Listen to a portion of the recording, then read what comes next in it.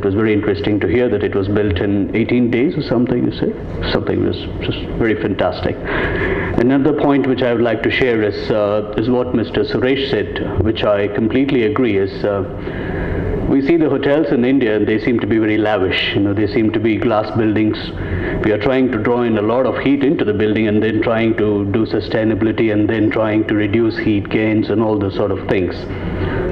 Whereas if we see the same hotels from where it originated, for example, the Marriott.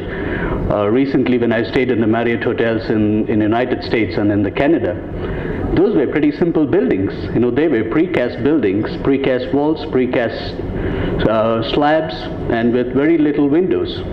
But they were extremely functional. But if you contrast it with what the Marriotts we see in India, it's extremely lavish in facade and all those sort of things. So maybe there is a need for a shift in the thought process, I think, which would be very helpful for the industry. I'm extremely aware that there is a paucity of time, and I'll try to cover my subject within the given time of the 10-15 minutes.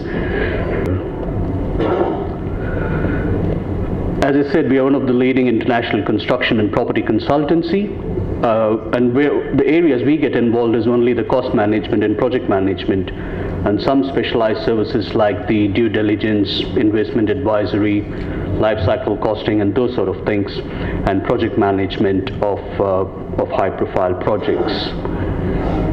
In India, we started our operations in 2001 with a base in Chennai. We have now established ourselves to places like Mumbai, Bangalore, Delhi, and Hyderabad, and we've got about 150 plus professionals working across various big projects in India. And in India, we primarily offer the quantity surveying or the cost management services. The terminology is pretty much the same. It started as quantity surveying in 1900s, and today it's called as cost management. But again, in the Royal Institute of Chartered Surveyors, there is a debate going on whether we just call ourselves as quantity surveyors, because that's what we do at the end of the day.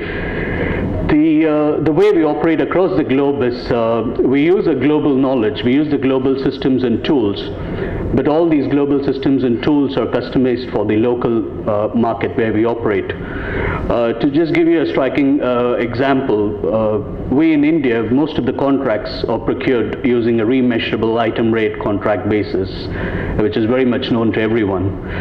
Whereas in all the countries we operate, 90 to 95% of the contracts are procured on a lump sum basis. So even though the systems and tools are the same, the contract practices and the subsystems are different. So we try and use the local knowledge to service our clients here in India.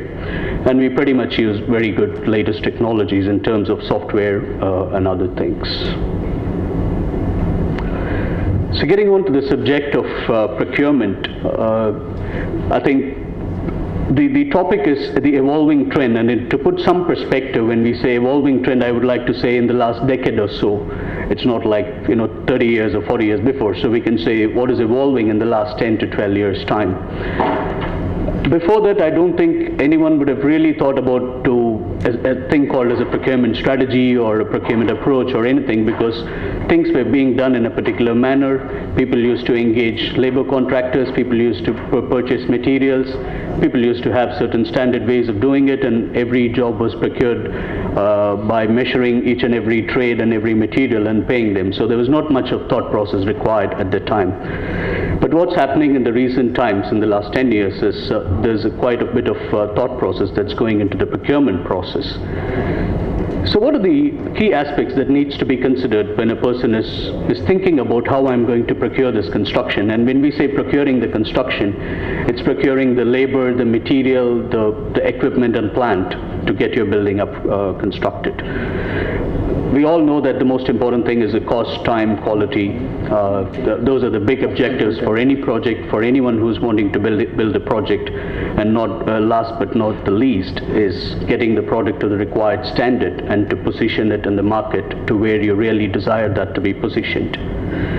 Now, variation is a thing which happens in every project. There's no project in this world that has been constructed without a variation. That can be said without any doubt. So